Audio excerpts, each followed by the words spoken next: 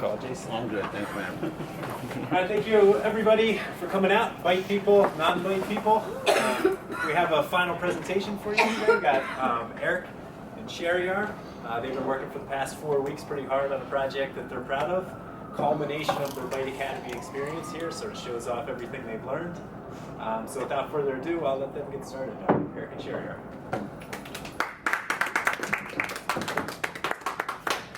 Hey everybody, thanks for coming. This is our project, PolitiPic. Before we get started, I think there's a number of people we'd like to thank.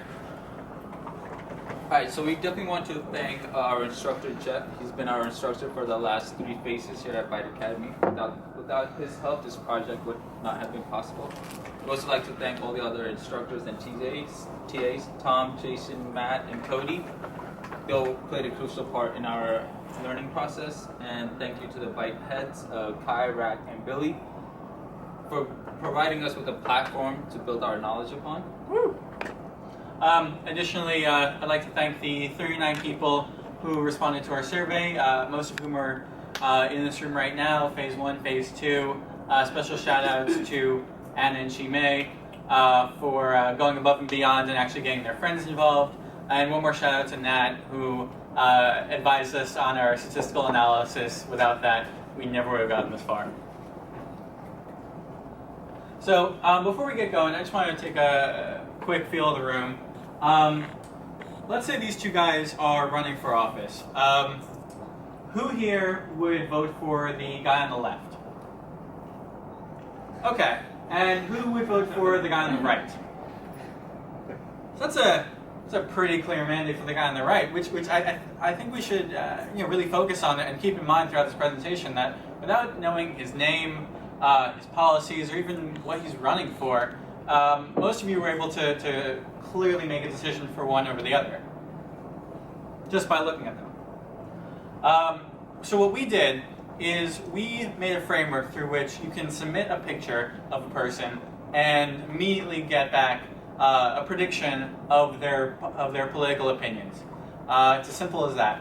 And there's actually a decent amount of research backing up a connection between political ideology and biology. In the book Predisposed, the author wrote that there's a lot more that separates liberals and conservatives than what we traditionally think, their views, where they live, things like that. But it actually extends to the things they eat, the cars they drive, and things like that. There's also some research coming from neurobiology that shows in brain scans, liberals and conservatives' brains light up in different ways to different impulses. For example, conservatives respond much more to fear and threat than liberals do. So that's our research. So as most of you know, what we had you guys do is fill out this survey. The survey asks a couple of basic political questions, and you vote upon them by strongly agreeing or disagreeing or in between. And what that score after the form, what you got back was a point on a graph, on a Cartesian plane, and that point determines where you stand politically, as this graph shows. So we have the authoritarian and the libertarian, and we have the two sides, the left side and the right side. So someone like Hitler is definitely more authoritarian, and someone like with the beliefs of Gandhi is definitely more liberal, as you can tell by the graph. So one of the services that we used was the Google Vision API. Now, the Google Vision API returns facial landmarks or detects facial features as well.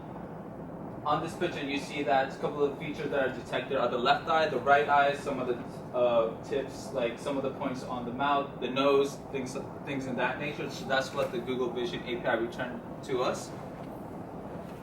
And based on what we built as technology-wise, so our technology consisted of a server. The server we built in Python and Django. That server communicated with the Google Vision API, which was provided to us in Python 2, and we had to convert it over to our newer technology, Python 3. The Google Vision API, we fed an image to it, and what it gave to us was a JSON response. That JSON response is the facial landmark that you see. So you have the position as X, Y, and Z, and a point. So the point is something like the nose, the ear, or the left or right eyebrow. And as you can tell that position also detects depth. So the Google Vision API also detected depth in the image. We ran those JSON response through our algorithm, which was also written in Python. And in this algorithm, we did our basic finding distances and all that sort of algorithmic calculations that we wanted to do. And once we did our calculations, we were able to display a graph. That same graph, as you can see, was we showed you in the previous slide. That graph we built it on in JavaScript, HTML, CSS, your basic web design features. And as you also saw on the main screen, we had an Android app. We built an Android app. It was written in Java using the Android Studios. And how this Android app communicates to us is it communicates to our server.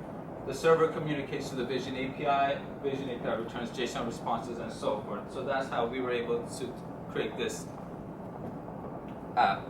And it's available right now, so if you want to get out your Android phones and go to the Play Store, PolitiPic. Some of the libraries that we used in this project were NumPy. NumPy played a crucial role in our project as we used it to calculate some of the distances. Now this is a math library. It was able to calculate and help make easier for all the calculations that we used. We also used pandas or that panda. So what pandas is a huge library in Python, and we needed a lot because what we did, what that Vision API returned back was 34 facial landmarks, and we needed to find distances between each landmark. And it came to a point where we had a text file that was a gig in size, and that was a little bit hard to manage. So that's Never make a text file that's a gig in size. It doesn't work. You can't use it. You can't open it. It's bad. Yeah, it takes forever to bad. open. So that's where pandas came in handy. We were able to sort data, do a lot of data analysis, and also find correlations, all using that one library that was provided in, that was built in Python. And now we're going to actually check it out, see how it looks. So this is our website. You can go to it right now or later, coordinates.byteprojects.co, and click right here, find your score. And at the beginning of the presentation, we all seem to want to vote for the guy on the right, so let's actually find out who we voted for. I click on him, and when I click submit, his photo, as we said, will be sent to the Google Vision API, where at which point we'll receive back information about that photo, and we run it through our algorithm to estimate what his political score might be. And as it turns out, he pops up right here, a little star, your score, and he's actually pretty close to Bernie Sanders, so pretty much what I expect from a room like this. And there you go, that's it. And then you can run any face through this. You can run your face, and it'll give you an estimate. Now, I want to step back real quick and give a little bit of an overview of why we decided to do this project. For those of you who know me, before I came here, I actually spent a number of years working in Democratic Party politics. And so what I would do was I would go around knocking on doors, talking to voters and saying, hey, you should vote for my candidate, here's why, yada yada. And the way Democratic campaigns reach out to voters is by using a chart kind of like this, where those in the top left corner are the most likely to support your candidate and the most likely to actually go out and vote. And those are the people who Democrats will reach out to volunteer for campaigns. The purples are then those they talk to later in the campaign to actually convince them to vote for the person. But I want to focus on the blue area. My mother has been a Republican, a registered Republican for most of her life. But despite that fact, she's never actually voted for a Republican for president. Always votes Democrat. And actually in recent years has started volunteering in Democratic campaigns. But because she's a registered Republican, using the sort of analysis that the Democratic Party currently uses, where they look at things like age, sex, race, religion, and party ID, she would never be contacted to volunteer. And I'm sure she is just one of many people like that who are shut out because of the party they happen to be registered with. campaigns are missing out on a ton of volunteers this way. So what we suggest is that campaigns use our framework to add algorithmically factored political scores. What this would allow is for campaigns to look past party ID and to actually take a look at the person. And this could also aid in voter outreach because it would change the entire conversation you have. No longer would you go to a person and talk about the party, talk about how scary the other party is, or you wouldn't talk about personality. What you would talk about is the issues that this individual person cares about, and you would know because you would have run their face through our algorithm, and you would find out, oh, they agree with our candidate on economic issues and disagree with our opponent. So we should talk about the economy with them. You can have conversations like that, and basically what we hope to do with this framework is to really change the way campaigns work, because ultimately what we all want to do is make America great again. Thank you all for coming.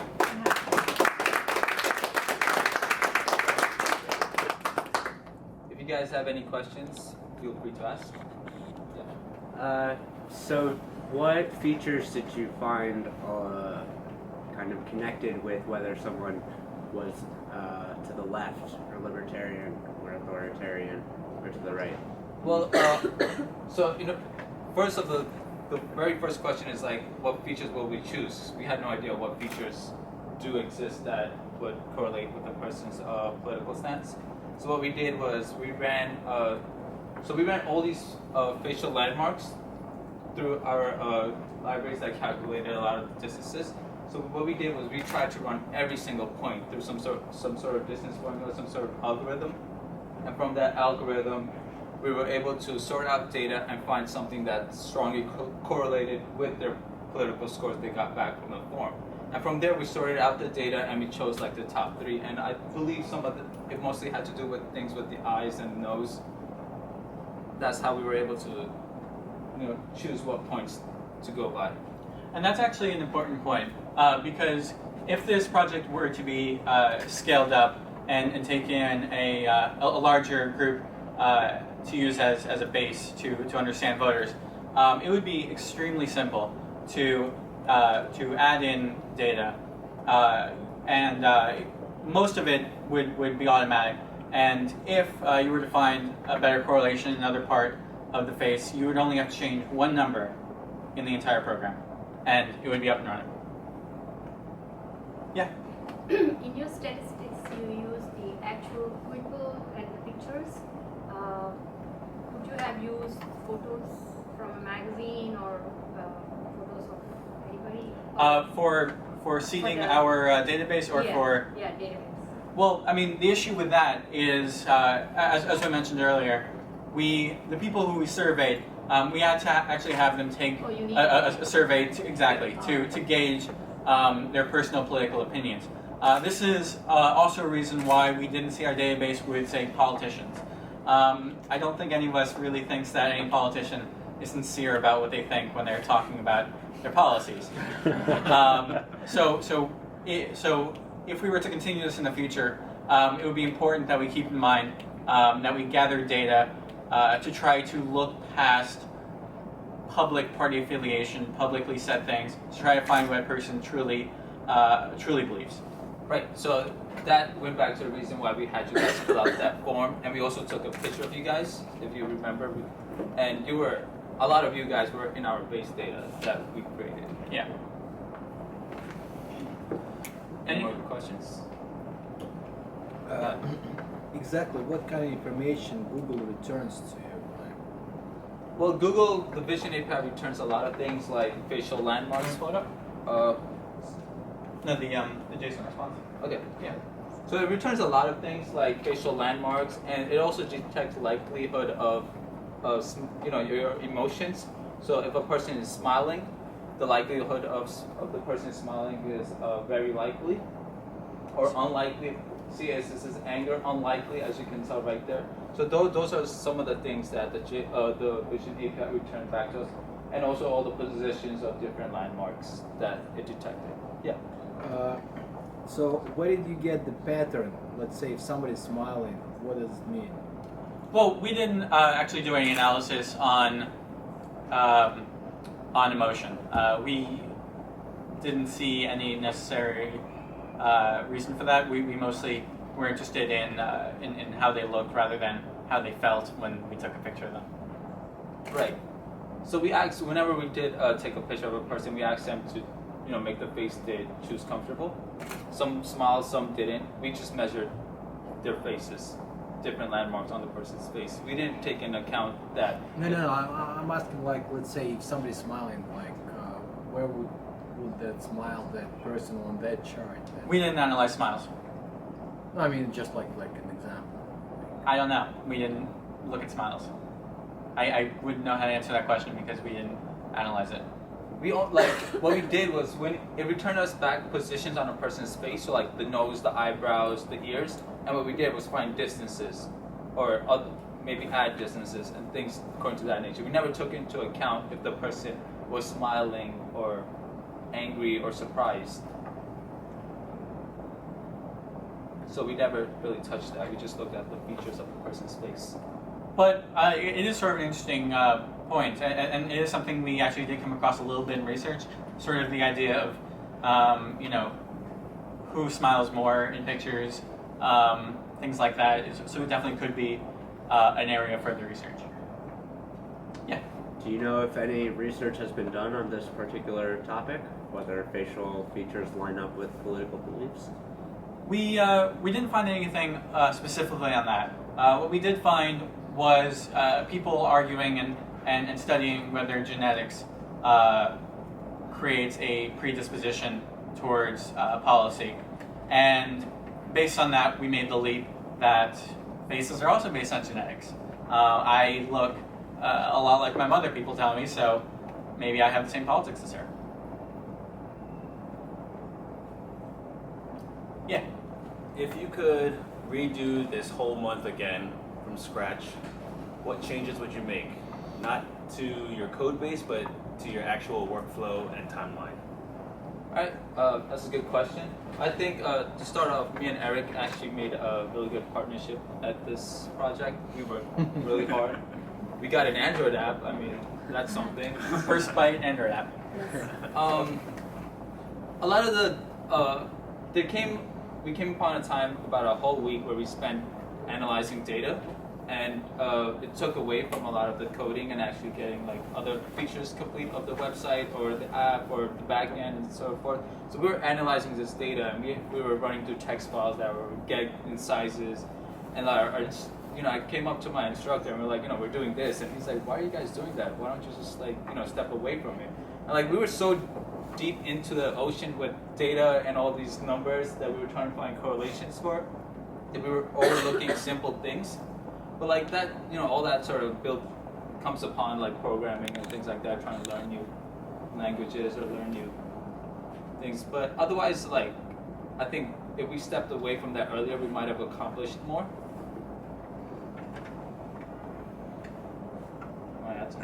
No, I mean that pretty much covers it. We did get very bogged down in the weeds, so to speak, when it came to data analysis. Neither of us are very strong with statistics, which is, as I said earlier, why we consulted that a bit. And between trying to combine them in different ways, and then the fact that 39 people isn't that many, but when you combine, when you give each of them 34 landmarks, and then you're comparing them against each other, the numbers add up very quickly, and we end up with Python functions that would run for over half an hour, which up to then we didn't think was possible. So it was sort of crazy, and these are things we would definitely try to approach differently and use our time more efficiently. We actually, one night, we were working here late, and we started one of those functions that took like 45 minutes to run. So while it was running, we turned on an episode of Daredevil. Not really best use of time, but... Yeah, so what are you doing? We're watching Daredevil. I'm programming. I'm actually programming. Yeah. How many new technologies did you use in this project, and how did you find that learning experience teaching yourself a new framework? That's a really good question. Most of the things we did were expanding on what we learned in the first two phases. But Academy's great at giving us giving us a foundation to work off of. But there were a lot of things that were very much uncharted. For example, the Android app. When we got to week 3 and we decided we have time, we're going to go for it, we're going to make an app, we sat down and we taught ourselves Java. And that was rough because Java turns out kind of crazy. It's very different from Python. Yeah, it's pretty nuts.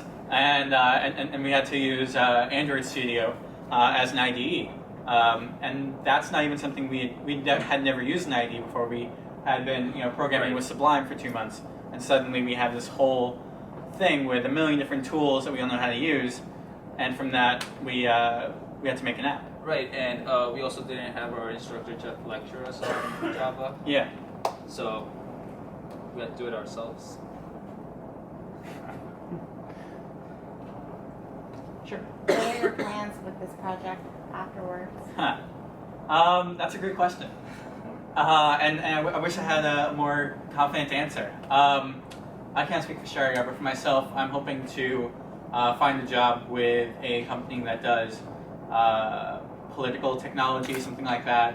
And maybe, if I'm lucky, I can show them this project, they'll like this project, maybe I can expand on it, continue working on it, which would be amazing. But other than that, without access to greater resources, without the ability to survey many more people and bring on data analysis, there's not a lot farther that we could take it at this point. And if it came down to if we were trying to improve on this project, I guess one of the features we could add, if we were to sit down and continue working on it, is like have an actual form built into our website so they can either submit an image along with some other questions answered, so that way we can continue building the database and it can improve on predicting your political stance.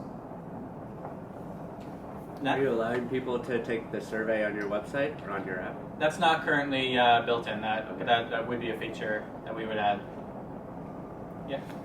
So when you started this project, you probably had like a finishing line that you thought of, at least for an MVP. Did you reach that line, or did you surpass that line, or did you come up short of that line?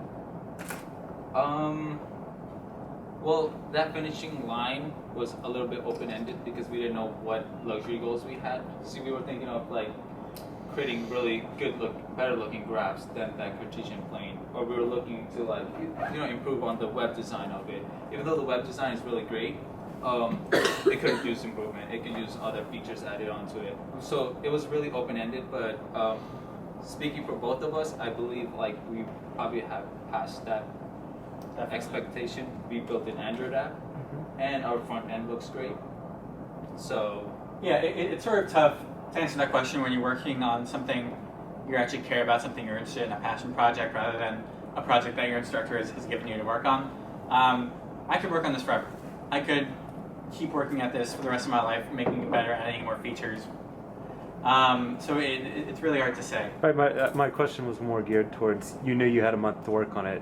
Did Sure. Did you reach that Yes, point that you accepted easily. it? That's what I was. Yes. Yeah. So that I think we both agreed that we could probably surpass that. The Android app was definitely a luxury goal.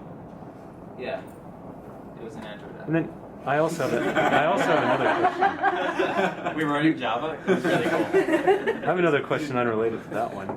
So you said you took the five, I guess, most relatable attributes and applied those to your facial recognition search, and then that's how you decided where they came on this Cartesian graph. Mm-hmm. From that information, how close was that data correlating to the reality of the results of the quiz? That's the killer question.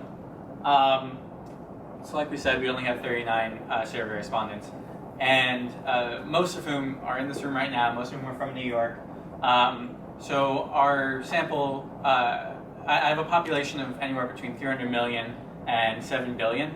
That sample is not that good. And because of that, all the results you're going to get at this point are within a very small range within the libertarian left-wing quadrant. So right now, the answer is not very predictive. But we remain confident that if you were to have a bigger sample, you could make this a ton more accurate. Any other questions? All right, I guess that's it. Thank you all for coming.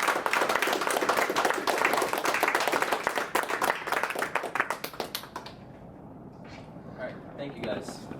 Cool.